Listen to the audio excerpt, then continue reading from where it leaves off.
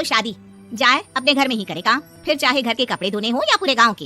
हाँ ठीक बोल रही हूँ, देखता हूँ मैं कोई लड़का। वो दिन भी आ जाता है जब विभा को देखने लड़के वाले आ जाते हैं। लड़की मुझे अच्छी लगी। होने वाली सास कहती है, बेटी अगर कुछ पूछना है तो पूछ लो। वैसे तो हमारी लड़की बहुत ही शर्मीली है, जो बोल दो वो मान लेती है, इसे क्या पूछना होगा। अरे कैसी बात कर रही हो माँ, मुझे इन लोगों के घर रहना है, सवाल तो कई है। हाँ हाँ बेटा पूछ लो ना, क्या पूछना है। आप लोगों के घर कपड़े कौन धोता है? सास का मुंह बन जाता है। देखो अगर तुम ये कहना चाहती हो कि तुम्हें कपड़े धोने नहीं आते तो सुन लो, कपड़े मैं ही धोती हूँ, लेकिन तुम्हारे आ जाने के बाद मैं रुमाल तक नहीं धोऊंगी। अरे चुप रहना भगवान, बहू बेचारी घर आई नहीं, उसे डराना शुरू कर दिया। वो क्या है ना बिटिया, अभी तक तो ये कल्लू की माँ ही धोती थी, लेकिन अब तुम्हारे पापा तो दहेज में वॉशिंग मशीन देंगे ही। तभी विभा की माँ बोल पड़ती है, सवाल भी पूछा तो क्या। वैसे भाई साहब, मशीन की तो फिर भी कपड़े धोने की कैपेसिटी होती है, मतलब जो बिटिया दे रहे हैं ना विभा, इसे कपड़े धोने का बहुत शौक है। ये आप लोगों के क्या आस पड़ोस गांव मोहल्ले सबके कपड़े धो दे और उफ तक ना करे। बाहर देखा नहीं आपने कितने कपड़े सूख रहे हैं, सब हमारी बिटिया ने ही तो धोए हैं। बस भी करो ना माँ, शर्म आ रही है इतनी तारीफ सुनकर। और तो और एक दाग निकाल कर दिखाओ तो मान जाओ। हाँ अच्छा अच्छा माफ करना बेटा, मैंने गलत समझा, हमें तो रिश्ता बहुत पसंद है। और ऐसे जुड़ जाता है रिश्ता कपड़े धोने का शौक रखने वाली विभा का। उसकी शादी हो जाती है कोयला फैक्ट्री में काम करने वाले कल्लू के साथ। शादी के बाद अचानक विभा चिल्लाती हुई सास के पास आती है, सासू माँ, अरे सासू माँ कहाँ है आप? ये तो धोखा है, धोखा दिया आप लोगों ने मुझे। इस ससुर के चक्कर के बारे में पता चल गया। अरे तो उसमें तुझे क्यों धोखा मिला है? अरे नल में पानी नहीं आता, कपड़े कैसे कब धुलेंगे? अच्छा अच्छा तू पानी नहीं आ रहा उसकी बात कर रही है। तो आपने क्या सोचा? कुछ नहीं। अच्छा तेरी माँ ने कहा था कि कपड़े धोने का शौक है, तुझे याद आया मुझे। शौक शौक बोलकर कपड़े धोने वाले मेरे जुनून को कम ना आके सासू माँ, कपड़ा धोना मेरा गुरूर है। तभी पति भी वहाँ आ जाता है। अभी अभी मैंने इसे सनी देओल की फिल्म दिखाई है, उसी के डायलॉग मार रही है माँ। अच्छा सुन, साफ साफ बता रही हूँ, पानी सुबह 4 से 6 और शाम को 10 से 12 आता है, समझी? विभा टाइमिंग सुनकर हैरान हो जाती है। ये क्या भूतों का मोहल्ला है?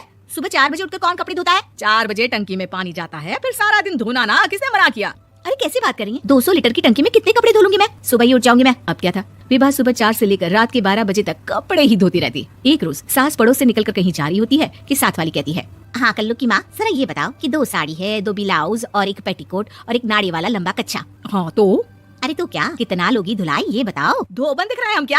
हमारे पति सरकारी नौकरी से अभी अभी रिटायर हुए हैं और बेटा सुपरवाइजर है कोयला फैक्ट्री में। धोबन समझ रखा है हमें?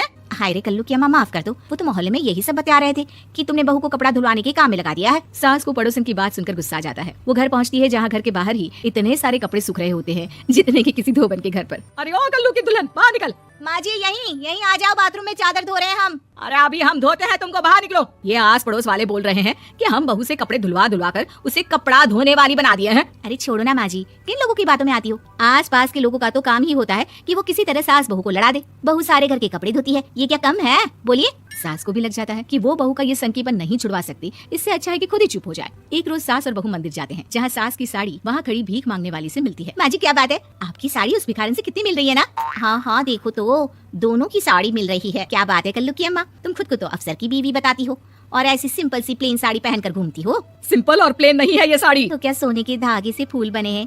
कुछ भी सासू माँ, कुछ भी।